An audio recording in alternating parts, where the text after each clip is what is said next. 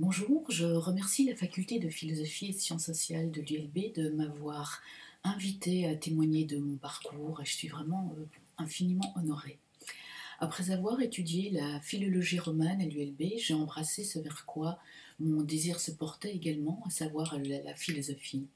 Plus que de simples études, mon passage à l'ULB, l'enseignement que j'ai reçu, relève véritablement d'une formation au registre de la pensée, de l'analyse, de l'argumentation, des méthodologies réflexives, mais également une ouverture à la vie.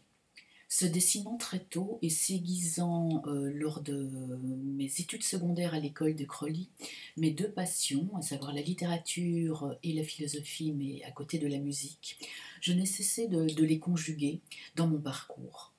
Que fait-on d'une transmission? Que fait-on d'un héritage? Comment les prolonge-t-on? Comment les renouvelle-t-on? J'aimerais ici rendre un hommage appuyé à quelques grands professeurs qui, davantage que m'avoir marqué, m'ont ouvert des horizons de réflexion et de création.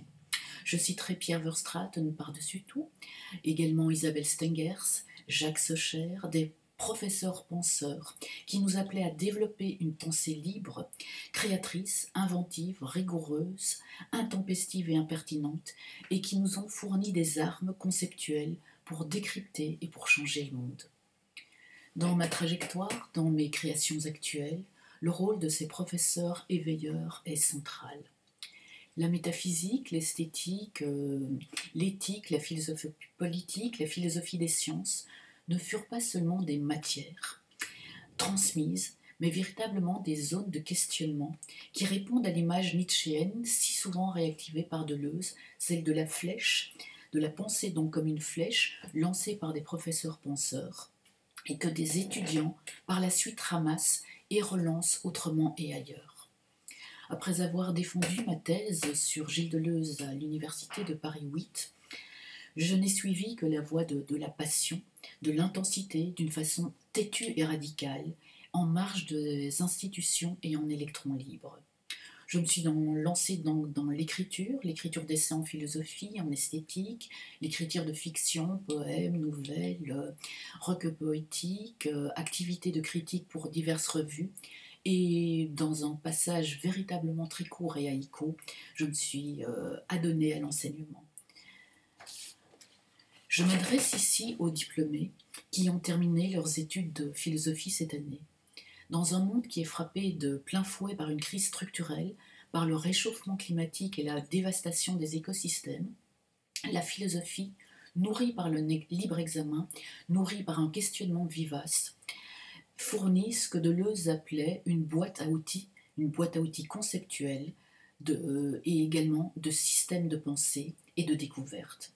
Plus que jamais, maintenant que nous sommes véritablement au pied du mur, la pensée a des défis majeurs à relever, en premier lieu des défis environnementaux. C'est en quoi je dirais qu'elle est sœur non de l'action, non du rêve, quel beau lapsus, mais de l'action.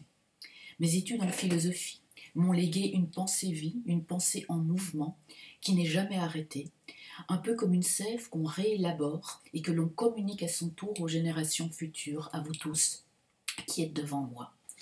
Pierre Verstraeten, Isabelle Stengers, Jacques Socher et d'autres m'ont dès lors légué un carburant composite qui est composé de plans hétérogènes qui ont pour nom construction de possibles, construction de monde, résistance à tout ce qui opprime les corps et les esprits, combat pour les libertés des humains et des non-humains, et création en marge mais en prise sur le réel. À vous toutes et à vous tous, chers diplômés, je vous souhaite de pouvoir réaliser vos projets, de les tailler dans le possible dès lors que le présent et le futur à dessiner reposent sur la convergence de nos choix et de nos actes. Mesdames, Messieurs et chers diplômés, je vous remercie.